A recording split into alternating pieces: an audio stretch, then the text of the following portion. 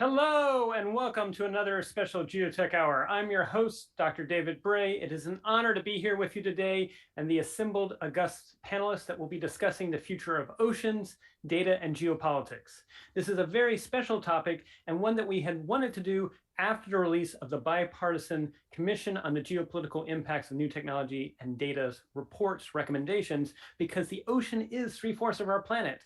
It is something that we all share, and we need to think about how what we do, not just with data and technology, but what we do in our lives, what we do at work, what we do at home, how that impacts the oceans, and how that's going to impact the future of our lives, the future of our species, and the future of all life on this planet. I'm really excited to also be talking about the oceanic data gaps and where those gaps may be filled regarding data so we can better understand what's happening to our oceans and the implications what will be done knowing what the data shows with the oceans. It'll also touch upon how the intersection of oceanic and international affairs and how this is impacting the relationship between data, ocean, and geopolitics. I'm really excited to have as the first panelist Sahil, who helped give birth to this idea of this GeoTech Hour, which is again a very special one, building upon these recommendations. So if I can go to you first, I'd be interested in your short thoughts as to why leaders from either the public or the private sector should care about the future of our oceans that intersects with data and geopolitics. Over to you, Sahil. Thank you, David, and hello, everyone. I think it's difficult not to care about the oceans. As David mentioned, the oceans are 3/4 of our planet. And when it comes to both the future of natural systems and human and social systems, the oceans are pivotal. Take the future of food. As we face increasing droughts and other natural hazards, intensification of land use, we are increasingly looking towards the oceans for the future of food. And in a world that's overfished, we will be reliant upon aquaculture and other emergent technologies to feed many parts of the world, especially coastal regions. Next comes the future of energy. When it comes to the future of energy, as we shift towards oil and other fossil fuels, a lot of the emerging clean tech that we're looking at is ocean-based, whether that's tidal, whether that's offshore solar, or whether that's offshore wind. As Boris Johnson, the British Prime Minister, recently said he did want to make the Great Britain the Saudi Arabia of offshore winding. And the final two things that I wanted to talk about was deep sea mining in a world where rare metals are increasingly precious and increasingly competed upon. Deep sea mining, especially in international waters, more than 200 nautical miles from any coastline, will become a new battleground, especially given their use in smartphones and other key technologies. And the final thing that I wanted to talk about was, because the ocean is a battleground, as we're seeing with autonomous weapons and new changes in cybersecurity and even nuclear weapons, the usage of submarines and effectively technology that can be deployed directly from the ocean, which may be harder to view from satellites, etc., may become new types of emerging autonomous technologies for the wars that we face in the future. So I think when it comes to both the opportunities and the risks, the oceans are very much the forefront of the focus for both private and public sector leaders. Well said, Sahil, and I want to build on what you said because I think you sketched a very compelling picture talking about how this is going to impact both how we live, how we feed ourselves, how we address energy, and how we address the needed resources, and finally the possible natures of conflict and how we may be addressing it as nations around the world. Uh, you know, with climate, we've got the IPCC. With space, we've got the Artemis Accords. I mean, do you see, is there something that can be a rallying force to bring together nations, but also not just nations, because at GeoTech, we also recognize the importance of the commercial sector in shaping the future ahead. So what could be the sort of equivalent of like the IPCC or the Artemis Accords for space that could bring together folks around the ocean to talk about the intersection of politics, policy, and where we're going with data and tech involving the ocean? That's a really good question. I think I would highlight the recent work that's been done by the UN Global Compact on this with their Blue Oceans Initiative.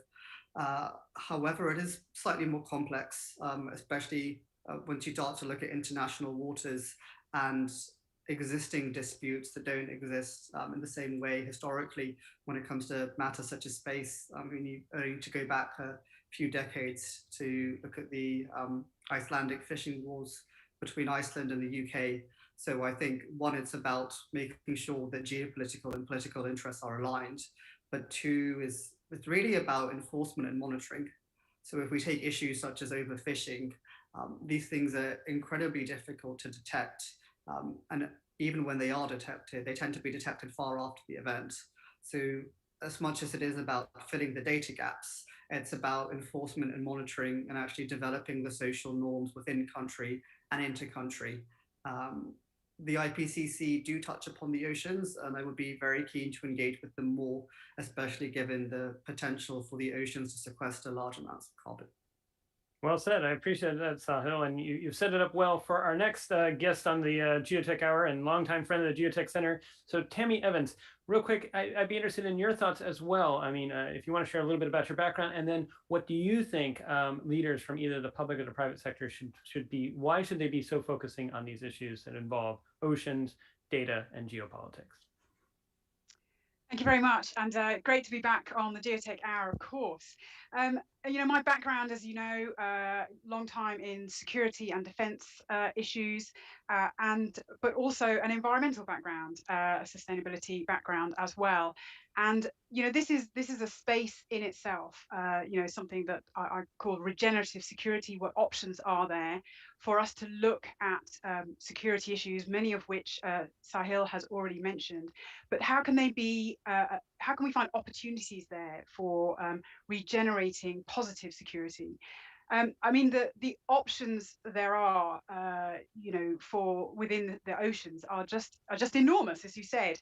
3/4 of the planet is under the water, and we know so little about it. And there's a lot of opportunity, that we will need data for to explore that, to understand it, and to get that information out and about people. So, I mean, on the ocean side, I think one of the things that's really, very exciting about the ocean is that in some ways, because we know so little about it, I think there's an opportunity for us now to really learn fast in a democratized fashion due to the kind of access to data that we have these days, to be able to look at the world in a more complete manner. We have been so focused on land-based issues that when it comes to the 9 planetary boundaries, when we think about the Earth in that way, then I think the oceans are better at accessing those things. But from a security standpoint, we don't really need to be reminded, but sadly, in some ways we need to be in fact reminded more about some of the real difficulties in international waters where there is so little real governance because it's so difficult to police. Whether it is to do with illegal, unreported, unregulated fishing, or human trafficking, very closely related, and then all of the impacts that has because we don't look at it very much in destroying the ability of the ocean, the health of the ocean, to manage our climate. So climate security is becoming a very big issue now. It's been a long time in coming, and that's some of the things I think it would be good to explore today with regards to how data can help us there. Well said, Tammy. And if I could, I love the phrase that you have of regenerative security, and I think that's a very compelling rallying call. If you could maybe elaborate a little bit more, like describe what you would like to see regenerative security and trying to sort of try to achieve, and maybe this is just sort of a short lead into deeper conversations later on in the show. But if you were to describe, what would regenerative security look like from a perspective of how could companies get involved, how could the public get involved? Maybe just describe a little bit about what that would look like. Yeah, thank you. So, the whole regenerative piece is, sorry, and I don't mean pieces in peace building, but regenerative economics or regenerative agriculture, aquaculture, essentially looks at leaving a space or an issue better than it was at the beginning. And often security, when we look at things through a security lens, as soon as you have to start to apply a securitization lens, or even more so a militarization lens, what we often seem to end up with and largely in some ways because of course this is what the things that we hear about rather than the positive things is that we end up with a place which is worse off than where we are when we began. So, what are the options, to look at security in a way that can be regenerative, and tied in then with perhaps oceans and climate change? There are a lot of options, I think, now coming online with regards to the data that is made available, so that if you are looking at, illegal fishing, for instance, how can people, and companies get involved so that we understand what that looks like. Sahil mentioned that it's very difficult to look at this and understand it until after it's happened. But there's quite a bit now going on with regards to looking at perhaps the behavior, for instance, of certain boats and ships out there, whether they are distance water trawlers or more local, and the pattern in which they work can indicate whether they are likely to be illegal trafficking, of humans, goods, never mind the fish side. But we need to upscale that. How do we upscale that? How do we get that to a place where we are looking at a number of different security actors, both from on land, sea, coastal guards, through to, the military, and again, in a way that perhaps brings in standards rather than a top-down, purely government perspective, as well as, of course, the role that governments play because of the resources that they have available in terms of defence and security. So hopefully that sums it up a little bit. It's a big subject. Oh, it's great. No, and actually, you set it up quite well for our next guest. I mean, when you're talking a little bit about looking at behaviors, and that actually can be indicative of if this is something that should be concerned or something. I was almost thinking about epidemiology. It's sort of like, what's the risk or something like that. So it's almost like an epidemiology of different actors on the oceans, and are they putting things at risk? And so that's a good segue now to Horst and your background, because you've been dealing with data about the oceans and other activities as well, which obviously is necessary if we're actually to try and get to sort of this behavior approach to actually trying to do regenerative security. So, Horst, real quick, if you could share a little bit about your background, and then I'd be interested in your pitch as to why this is such an important topic for us to be addressing. Yeah, thank you very much, David, for the invitation to contribute here. I'm Horst Kremers. I'm working with Codeda Germany. That is a science and technology committee on data. That is a national committee for Codeda International. That again is the official committee of the International Science Council, where all these faculties of science, of data science, come together.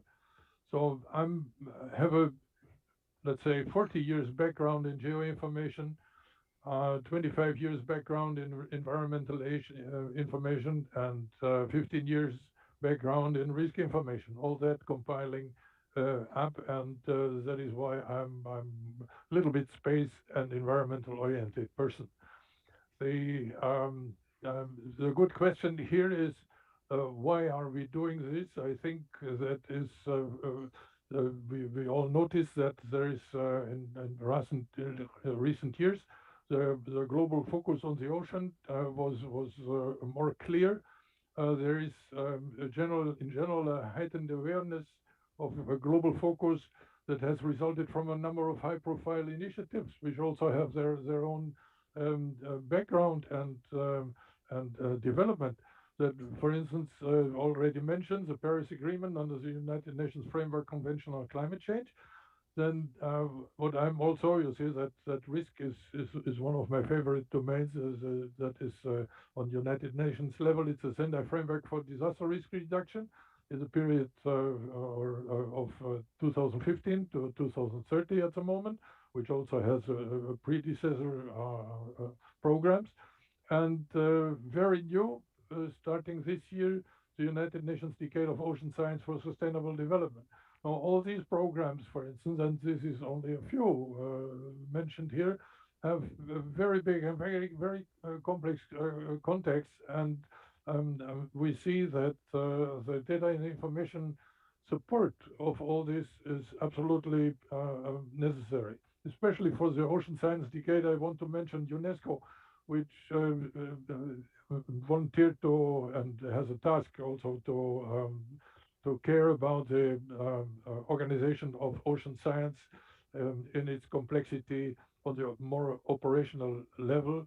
And I also want to mention other United Nations programs and organizations, only to mention the International Governance Forum, which takes care of the access and use and such technical aspects of information, and the World Summit on Information Society, which also take cares, among others, on the freedom of information of all this and the interest of information society in this whole discussion. As I said, for an example, I'm a little bit spatial oriented, and I'm personally very much interested in something like, as an example, the general bathymetric chart of the ocean. So that is something which is missing in our ages, which is really a surprise on one side for insiders. They're not surprised, and they're looking desperately for having a high resolution, three-dimensional screening of the big seas and oceans. So that is something, data sets of high magnitude that we are looking at. But this is example only for a single data type and the data domain. What we have to deal with is complexity.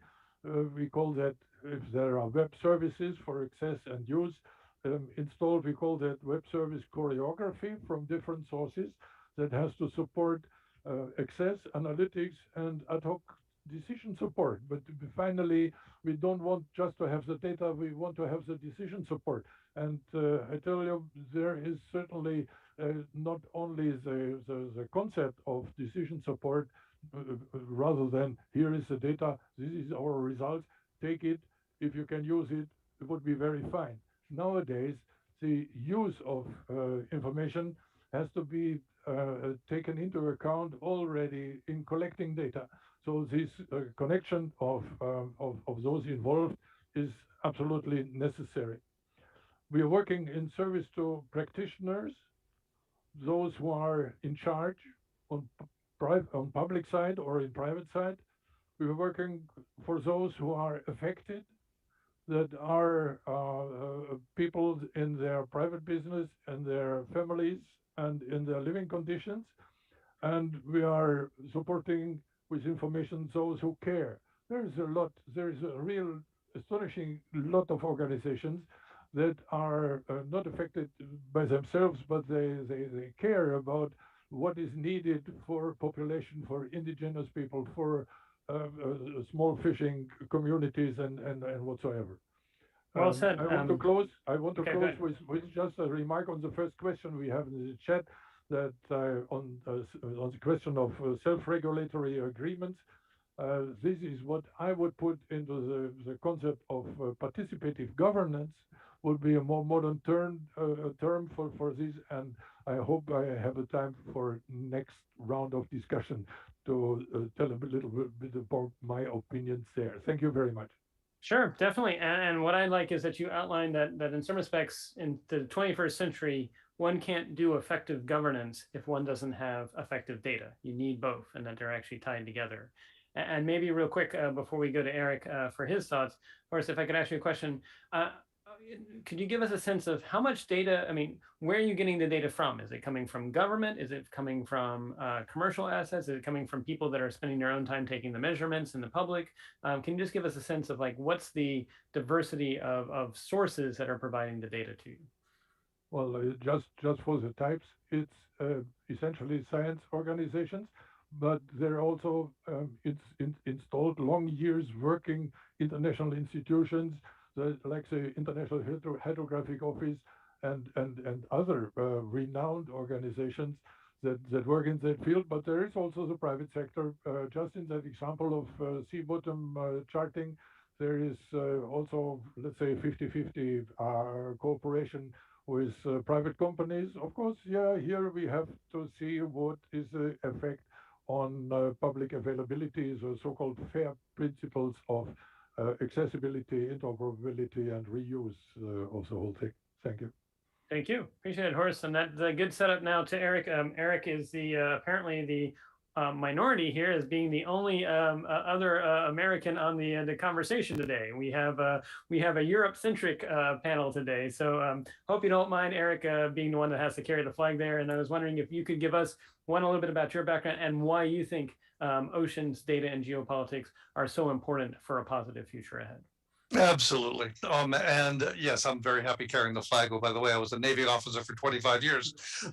So once I left that behind, I wound up leading a TED Prize. And we were looking at operator detection, we were looking at natural disaster response, and we found ourselves focused in Southeast Asia, and particularly the coastal zones.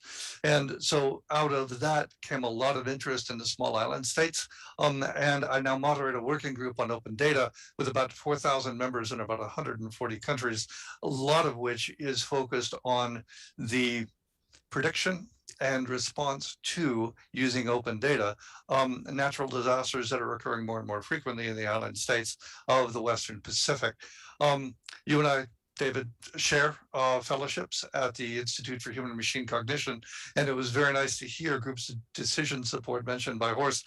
I think that's a great thought around a lot of the issues surrounding the populations that are sitting on top of oceans and are at the mercy of ocean changes.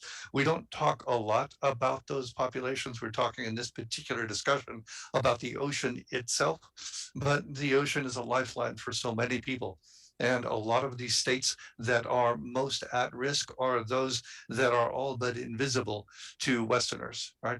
Vanuatu comes up from time to time, but Wallis and Futuna are really quite unknown to the vast majority of people in the West. And Horst mentioned the Ocean Science for Sustainable Development effort. That's a wonderful aspect of what the populations in those small island nations are trying to do. I work fairly closely with the Marshall Islands. The Marshall Islands are 2,500 miles from anywhere. It is populated by a group of people that are relatively small. They speak a low density language.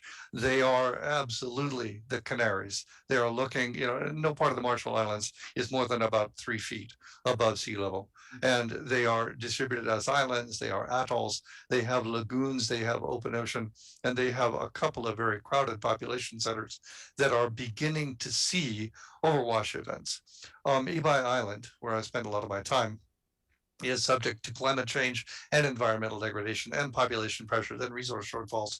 And all of that is being complicated now with the Compact of Free Association, as it's called, the COFA agreement that is between the United States and the Marshall Islands and is kind of being put at risk every few years. Somebody will say something about stopping the funding, which is a large fraction of the Marshallese GDP, which means that they would be left bereft for the kind of things that they need to bring in from all of the other places for which the tyranny of distance dominates their lives, right? They are in the middle of the Pacific.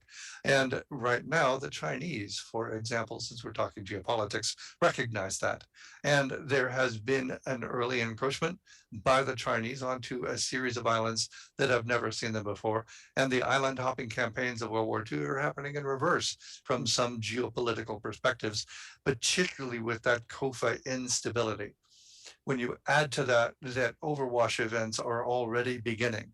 Kurt Salazio, spectacular oceanographer, that does a fair amount of work on the dimensions of increasing ocean energy on the small island nations, is showing that the Coriolis effect, which puts storms to the north and storms to the south of the Marshall Islands, which sit more or less on the equator, are resulting in reinforcing wave heights that are resulting in overwash events. The first one in Roy Namur in the Marshall Islands up in Kwajalein Atoll in 2014 stimulated a lot of study. And that study has now resulted in a beautiful 2018 paper that says that overwash events are going to become more and more common long before sea level rise causes the displacement of populations. And those overwash events are just waves that are coming over these low-lying islands, destroying their infrastructure and percolating down into their aquifers and turning their freshwater brackish. I can probably stop there. We know that a diaspora is inevitable. We know that they are precarious even now. We know that many island states and coastal communities share a risk all over the Indian Ocean and the Western Pacific. And we know that there are effectively complex humanitarian emergencies happening all over the place, essentially unrecognized in a dozen ocean states. And that is going to be a data gap that needs to be filled. I'd stop there.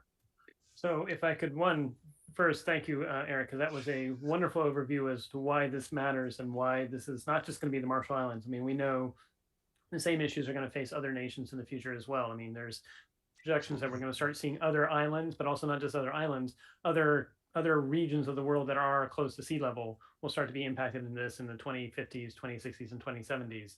So if I could ask you, a short bullet point for now, and we can dive deeper later. If folks wanted to help out with the Marshall Islands and help out with these issues, what would you recommend that they can do at the moment, aside from just being aware of it? What else could they do to help take action? That's a tough question. I'm sorry. I would like a simpler one, please. Thank you very much. I do think that the awareness of the IPCC report that just came out on Monday, 4,000 pages, a 49-page summary that is just masterful. And when you take the picture that is painted in that much more frank language than we have had previously, and recognize that that is not a future tense. That is something that is an active issue right now, that beginning the data acquisition that will help those highly vulnerable patients, populations prepare for a graceful, calm, welcoming diaspora. Recognizing that these populations need to be helped in ways that prepare them for what they see full well is an inevitability, a statistical certainty that the people who are just entering their working lifetimes now are not going to end their working lifetimes on the Marshall Islands. Well said, Eric. And I think that's a good setup now to where I want to go to Tammy, and we segue now to the what part. And again, I know these are hard questions, so I appreciate everyone addressing them in a dynamic fashion, and you can take it wherever you want. I mean, at the GeoTech Center, we've been long advocating this idea of instrumenting the planet to have a better sense of future pandemics. But it sounds a little bit like what Eric's talking about, is that with the IPCC report and what Horst has also mentioned with the data gaps that are out there, we may need to similarly instrument the planet to have a better sense of the real-time present as well as near future climate changes that are happening and impacts of the ocean. So I'd be interested in your thoughts, Tammy, as to what can we do? What should we do on these issues that we're facing involving the oceans, data, and geopolitics? Yeah, absolutely. You're so right, David. I was just writing down, actually, there's kind of like a see-do conflagration. We talk about data gap, but there's actually a twisting of what we can see and what we can do about it. And that's why we need so much more of this data, so that we can see the data, we can see what it means. And we are much better as a human race at being able to have a predictive analysis as to what does this mean. And of course, the IPCC reports have absolutely, are absolutely getting at that. Those IPCC reports, and of course, we've only had Working Group 1's reports out, so far. There's Working Group 2 and 3 yet to come next year. They have a set of data that was not available 7 years ago when the last report came out. So, with that data, we can, the bit that then is then missing, because I know there are thousands and thousands of scientists out there who are just going, but I've been writing about this for years. But what the next step we have to have, and this is where kind of data and communication comes in, is we need, and that's, Eric talked about the frank nature of the report. We have to communicate that. We need to communicate that to people, everyday people, in a manner that they understand and meets and touches their lives, so that when it comes to the geopolitical aspects, can we provide solutions that that allow those many countries that are, working in those international waters to see solutions that are available. We have a lot of focus at the moment on decarbonisation, as if it's only about stopping fossil fuels. Yes, absolutely, it's about stopping fossil fuels, but there is a lot of new, carbon sink possibilities available now, particularly in the ocean, that we need to have more data on, whether that is, seaweed, whether that is olivine sands, whether that is how, whale species and fish species, regulate the water health, that we need to get out there and make available, so that then we can act, and not just us, the little people, but also big governments. And I think that is where there are opportunities here when it comes to regenerative security, for there to be, agreements, opportunities to work towards agreements in these international waters and international spaces, to find solutions. Fish wastage it should just be a crime. Why are we wasting so much food? China, for instance, has recently passed a law only earlier this year on prohibiting the wastage of food. Now, they are meaning within, restaurants, and arguably maybe even in homes. That wouldn't be probably beyond China. But can we extend that, to instance, to international fishing by Chinese boats? These are, I think, some of the areas that we could go to with more data available about what is being done. Well said. And if I could also bring up a question that was asked in the chat, and I know you had typed an answer, but maybe if you could also, this is from Mark Fox, who was asking a question of, are there any examples of effective multi-sector self-regulatory agreements involving the oceans? And I'll ask both you, Tammy, but if other folks want to chime in as well, is there anything we can point to, or is this something where it's still something we need to work towards, but we're not there yet? It's definitely something we need to work much more towards. As I said before, there's been so much focus on land rather than sea. So I'm going to pass this one over to Sahil, because I know he's got much more focus, in this area. He's the seaman with sustainable seaweed and scaling up. So, Sahil, is there anything out there? Not at small scale. I mean, at different scales, actually. So I guess if we're looking at a larger scale, the Antarctic Treaty comes to mind. It's not technically self-governed, it has a treaty secretariat, but for all intents and purposes, it really is self-governed by its members. But even looking at a more micro level, in the UK, we have something called the Marine Knowledge Exchange Network.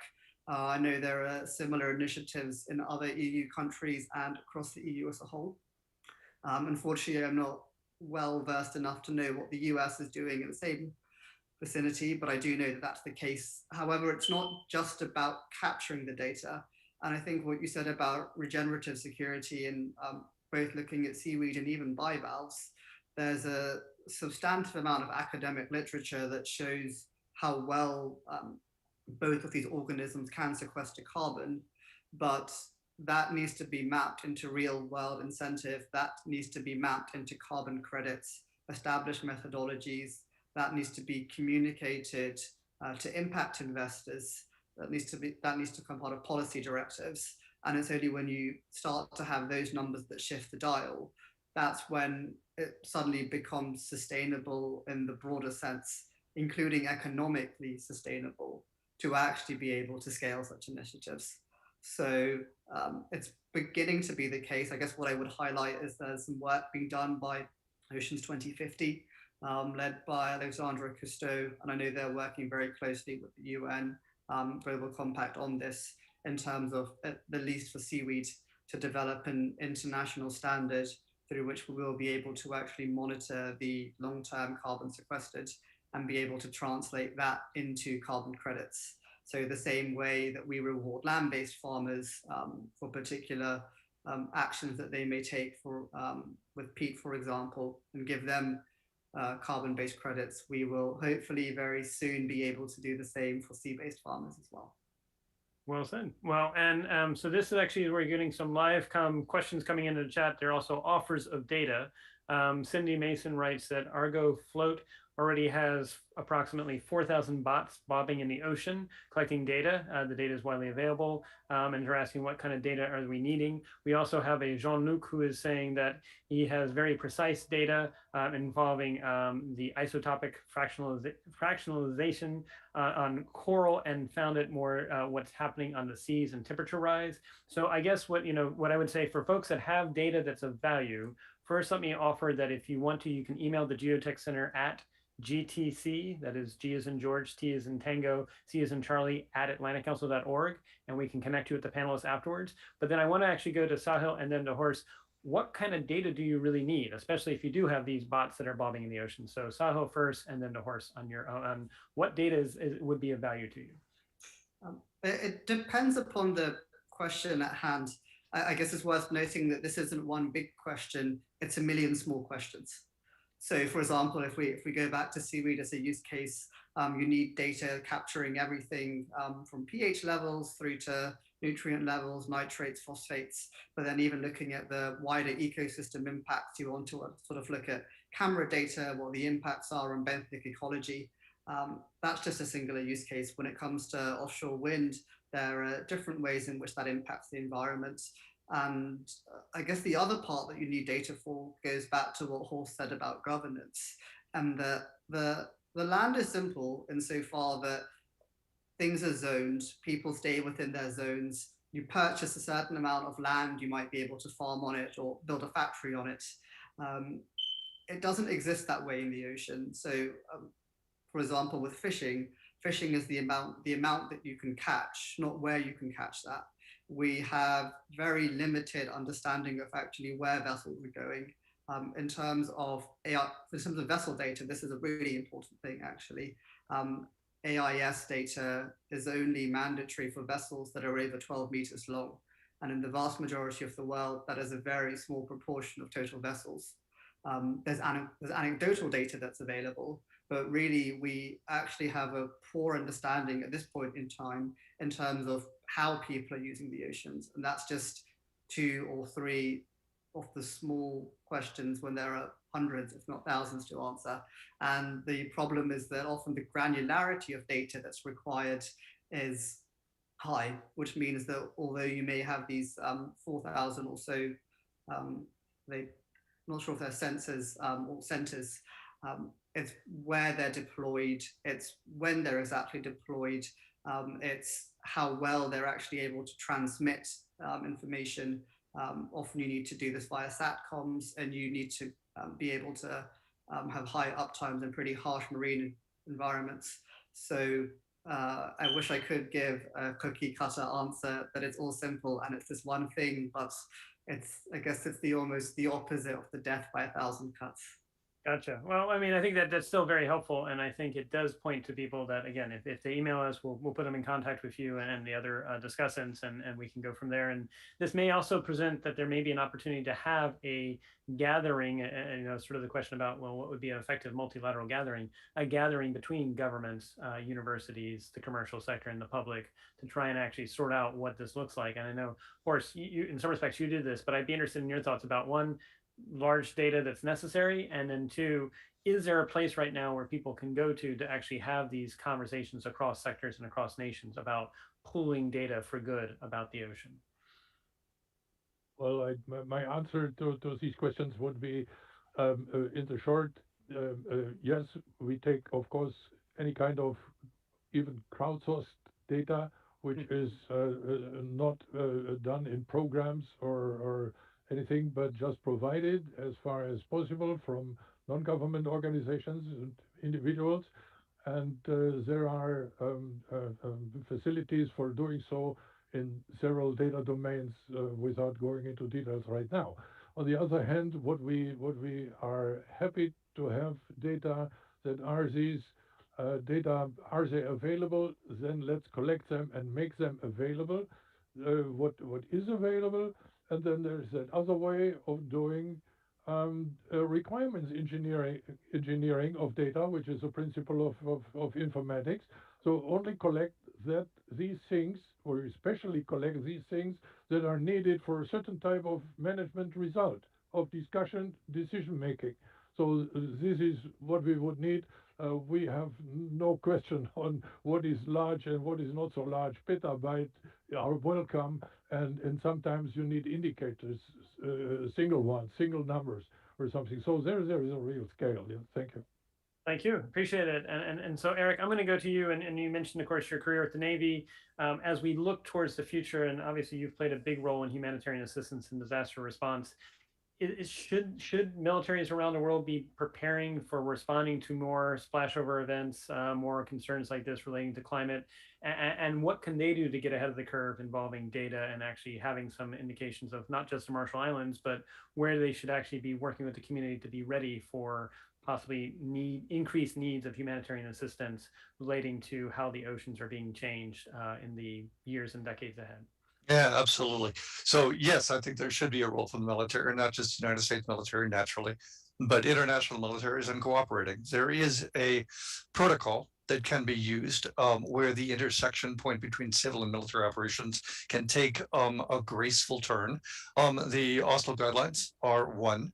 The Department of Defense Directive in the US 3000.05 has served as a template for how civil military operations and sustainability operations can be implemented across both joint services in the United States and international military intersections. So those are two ways that are already in place as policy, legislation, law, funding, training. So that's encouraging. But in addition, there are data elements that can be derived from cast-offs, from militaries that are no longer in need of something, and that something, instead of militarizing police forces in the United States, for example, might be able to be used in constructive ways for data collection on Small Island nations. For example, the Alliance of Small Island States is a consortium in the Western Pacific that have formed something called the Samoa Pathway. It's an acronym. We don't need to get into it. But back in 2015 or 2014, they put together a list of data elements that would be valuable to understand the oceans around them and the risks that they face. That included the need for detailed topography, detailed bathymetry, so that they could understand the threats that they all face. That is best done, by my understanding, and I'm not an expert, by LiDAR. And LiDAR is available in the United States for almost all of the US territories, but it is not internationally available very broadly, and it would be deeply useful for those areas that are under particular threat. It should be released where it's available.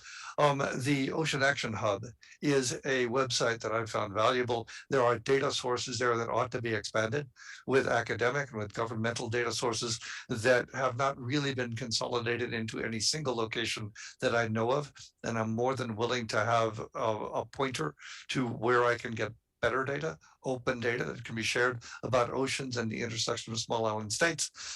Populations are not well understood, so even population data to understand what the burden is on the oceans surrounding these small island states would be valuable. And most of these small island states don't have a lot of support for decadal population census and the resource allocation to each of their individuals, and that kind of burden would be valuable, and so forth and so on. I'd stop there, but there are other bits as well.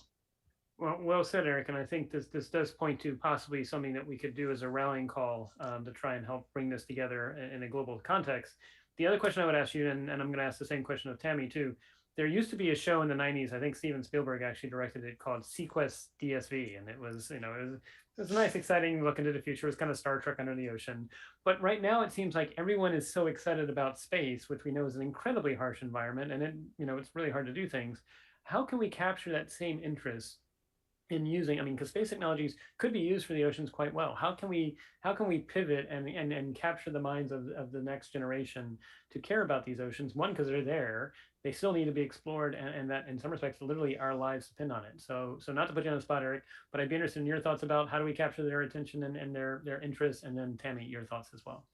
You poked the bear. I don't have, so I was a Navy officer, not an Air Force officer. I don't care about space, except that it has occasionally led to technologies that make my time on nuclear submarines a little bit safer, a little bit easier, because the environments are actually quite similar. I spent 7 years on nuclear submarines, and I found it a deeply interesting, enormously fun time.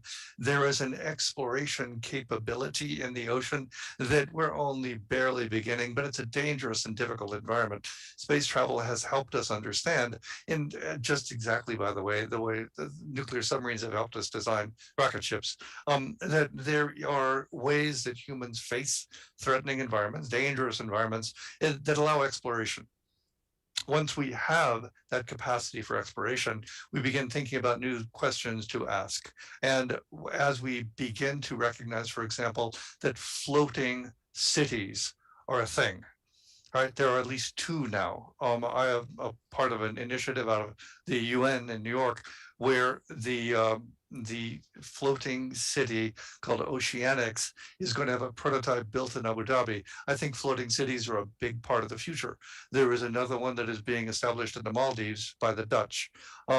Both of them view themselves as competitors, and those of us that are on the outside are looking at them saying, "You go, right? Go for it."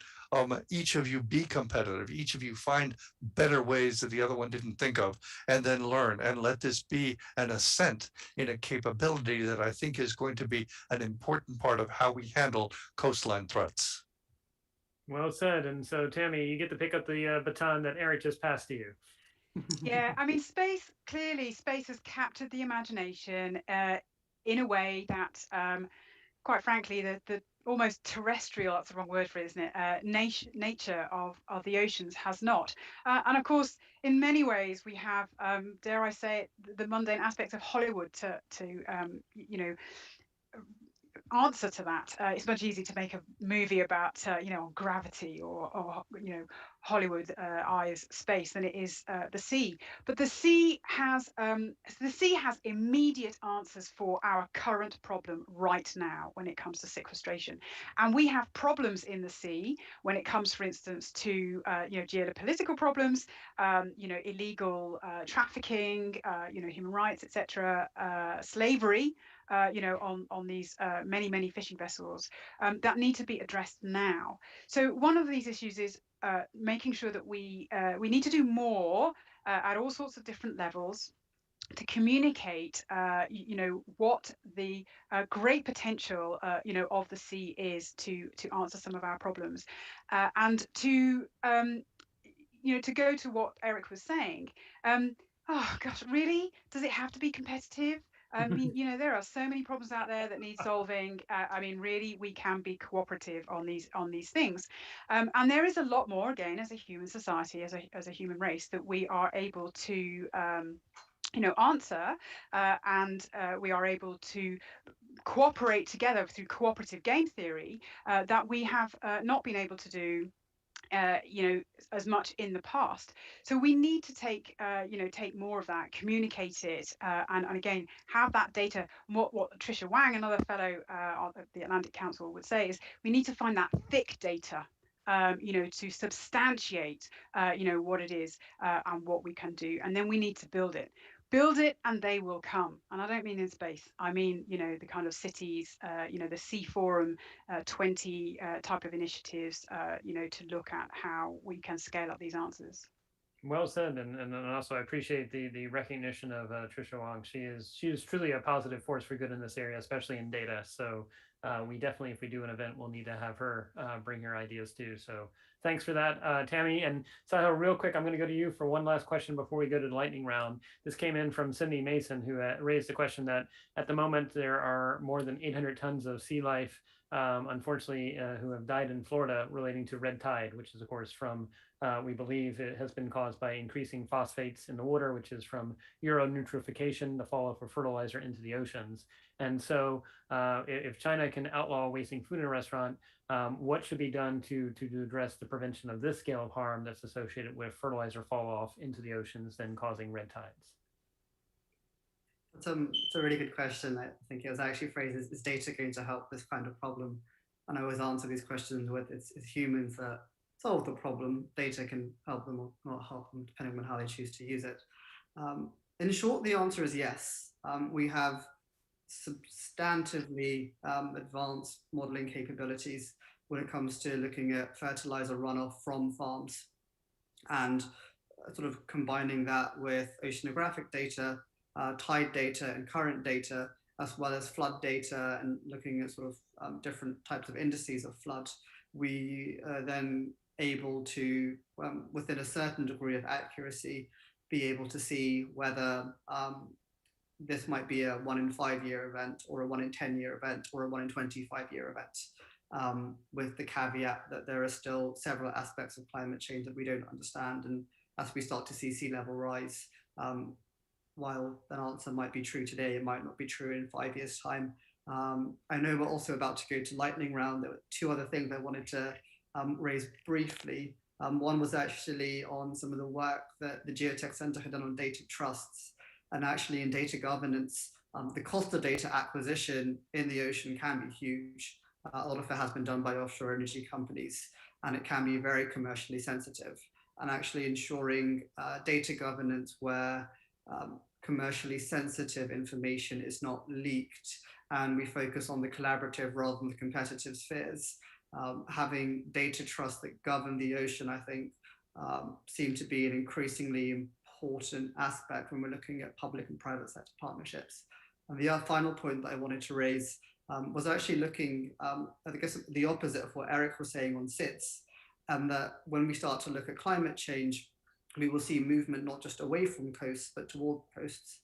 If we look at recent water shortages in Iran and other parts of the world, with increased droughts and seeing desalination and sort of even zero discharge desalination as an increasing way to improve water security for those in the various parts of the world. As we start to face water shortages in more parts of the world, the oceans are not just important for what they provide now, but we might start to see an increasing proportion of the planet's population start to rely on them for their livelihoods too. Thank you. Well said, and I appreciate the shout out about data trust. It ties into another comment we got in the Q&A that we didn't get to answer, but I can at least telegraph to the person who did ask, which asked, does the Atlantic Council have plans to strengthen or lead science policy stakeholder networks? I would say look to our Geotech Commission report at atlanticcouncil.org/Geotech report, all one word. The Geotech Commission report is actually a bipartisan report that we achieved in 2020, which, as you can imagine, 2020 was fun for that. That would be actually put forward away there. I'm going to now go to Horst. We are technically in the lightning round. So Horst, if you want to say a quick comment and also provide your thoughts about what any other tweet links recommendations you have for the way forward. Over to you. Thank you very much, David. I just want to refer to these 800 tons of sea life. This could be a case of crime. You probably also heard about these new initiatives of very, very strong initiatives of international lawyers and even people like France President Macron supporting the term of ecocide crime against nature. So this is what we support, of course, with data. And ecocide means unlawful and or wanton acts committed with knowledge that there is a substantial likelihood of severe and either widespread or long-term damage to the environment being caused by those acts. 800 tons of sea life can be such act, I think. That is along the Rome Statute of the International Criminal Court, and certainly also in the framework of United Nations Convention of the Law of the Sea. The World Economic Forum puts it in the same level as genocide, war crimes, crimes against humanity, and acts of aggression. So on this level we are discussing, and on this level we also have to take our information. The information needs of courts, of lawyers, and people that have to decide is that right or wrong. So this is a geopolitical issue, and it's a big one. So just to finish with a little bit steps of outlook. Yes, we need more international collaboration and capacity building. I want to refer to existing Ocean Teacher Global Academy. to the, I mentioned the International Science Council, Future Earth Ocean Knowledge Action Network, and the Research Data Alliance are working in this. And on the law enforcement organization side, we have to see, and that is also for international aspects for negotiations, how to make the International Seabed Authority more not competent, but more authoritative to do control and to regulate the whole thing, not just to observe. And that is something what we comparably had been discussed with UNEP. There is a United Nations Environment Program with head office in Nairobi. Years ago, there already was a discussion how to make it a law enforcement agency, at least in part. And see, that is a discussion about national laws and international laws that we are missing with that executive agencies. And that will be something I highly recommend to support and strive for international activities on political level and on non-government organization level because that would be important, and that would be open eyes to a lot of people. Well said. I appreciate that. And I could also see when you're talking about the needs of data, insurance companies too, because especially if these things start to be insurance issues or things like that. All right. So now I'm going to go to Eric for his 2 to 3 tweet links thoughts as to what we should do as part of the lightning round, then Tammy, and then Sahil. Eric, over to you. Sure. Thank you very much. I think that we ought to enhance island research through sea patrols, a little bit like the HMS Beagle project that failed. They were coming up around 2014, 15, 16. It was a redoing of the HMS Beagle's Darwin sail, but a heavily instrumented replica vessel. It did not go anywhere, but there are now vessels that are being let go from the US Coast Guard and from other institutions that could be donated to these island nations, instrumented appropriately, and collect data that can be fed on an open data pipe to all those that need to do better analysis. Second, I think that we ought to explore and enhance the data generation around regenerative ocean farming. This is Sahil's world. And I think Project Drawdown out of San Francisco has done a nice job laying out the benefits of collecting that data and establishing whether that can be something that is an effective part of humanity going forward. And third, I think that we ought to be able to prepare, as I mentioned, a graceful, calm, well-managed retreat to a welcoming location for all of those populations that have to face the consequences of what we have now done to them. Well said, Eric. I really appreciate that. I would also say to our audience, because we're still getting questions and comments that are coming in, even as we have just 3 minutes left, please email us again at GeoTech Center, which is GTC, G as in George, T as in Tango, C as in Charlie, and AtlanticCouncil.org. We'd love to work with you on this. We'd also love to see if we can assemble a coalition of both private sector and public sector partners to do a in-depth dive in this as part of the summit. All right, Tammy, you've got 1 minute for your tweet links recommendations. Over to you. Okay, so I'd say what we really need to do is think big and think small. We need to think big by looking at all of the data that is out there. We are a world that can do that now. You know, the understanding of planetary boundaries is phenomenal, but there's a lot of data still to fill in those gaps. Then we need to think small. All of us, every single one of us, you know, can inform ourselves on what is out there and available to do. And the oceans provide a great opportunity for that. There don't need to be winners. You know, if there are winners and then there are losers, we can have a world in which, you know, everyone gets to have more of the pie. Well said, and I really appreciate that view that it actually can be cooperative, that it doesn't always have to be competitive. Thank you for that, Tammy. All right, Sahil, you get 45 seconds on the clock. Go ahead. Okay, very quick. I think with the oceans, a lot of it has been all talk and no action. The money hasn't gone where it's needed to go. By informing institutional investors of not just the opportunities, but also the disaster risk reduction benefit for their existing portfolios, I think we can shift capital. And my tweet for the day would be, the oceans are the key to the door through which are the solutions of the world's most pressing problems. Let's find the money for the locksmith.